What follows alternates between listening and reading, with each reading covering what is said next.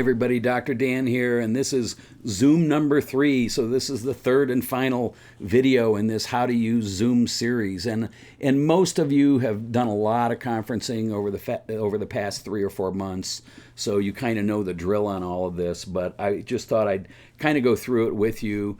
So what do we use Zoom for? I mean, why is it a great tool for teaching and learning? It is a good tool for teaching and learning, obviously, because we like to have that contact, and we can also demonstrate things to students. It's not like a full lab setup, but at least you can hold up things, you can demonstrate things, you can share your screen, so you could be drawing on your screen or showing documents. So there's lots of things that you can do, and then student feedback is so important. So you can always use the chat pod.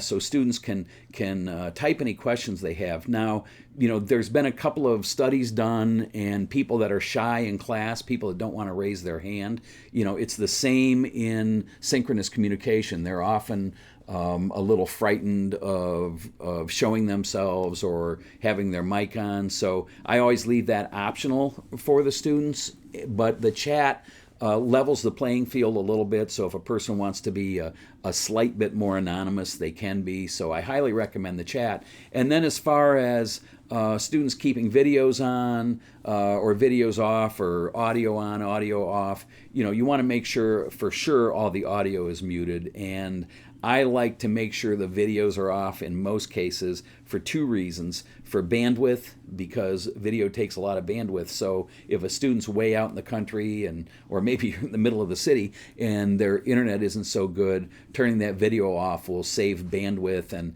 if they're having a bad experience with choppiness or whatever, it'll help it go away. So you can control that as far as your participants go, or they can, whatever you want to do. The other thing is etiquette. So this is really the basic stuff. So if you're, you got to make sure you're dressed like a professor. You don't want to be, you don't want to be dressed crazy. You want to make sure your background is good, all right? So, it's not like you're going to be teaching a class from a pool hall. Actually, I think, are there even pool halls anymore? They might all be closed. Anyway, you want to have a good background. You want to make sure you come off as credible. Your students know you, they have a relationship with you, but professionalism and credibility is something that just sort of rubs off. So you want to make sure you maintain your credibility. But when you start the meeting, what you want to also do is let them know that you're going to record it. If you're going to, you need to tell them, hey, I'm going to turn on the recorder now. So what we're going to do is we're on our Zoom screen. We're going to go down to the bottom, and we're going to click on record.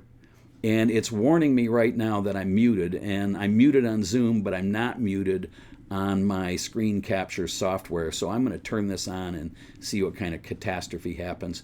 So I'm recording right now.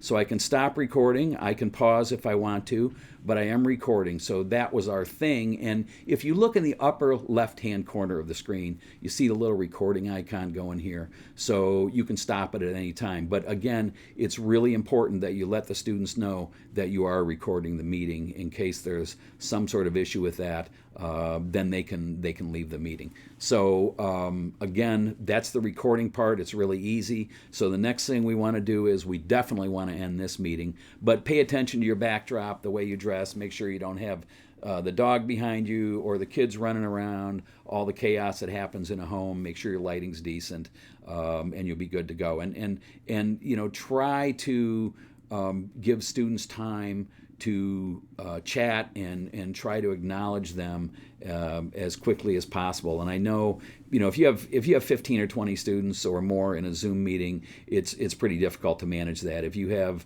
a dozen somewhere in there, it's a lot better. But just make sure you pay attention to the chat window and make sure you know what you're going to say and you know what you're going to go over, so you don't waste any time. So that's that part. The next thing we're going to do is look at this recording. So let's go ahead and end this thing. So we're going to end the meeting.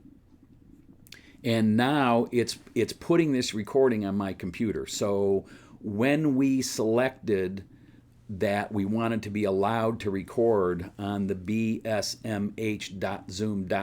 website, we basically authorized Zoom to record this on the computer. So our video automatically downloaded to our computer, and the location where it downloaded automatically popped up on our computer. So now we have this cool recording here.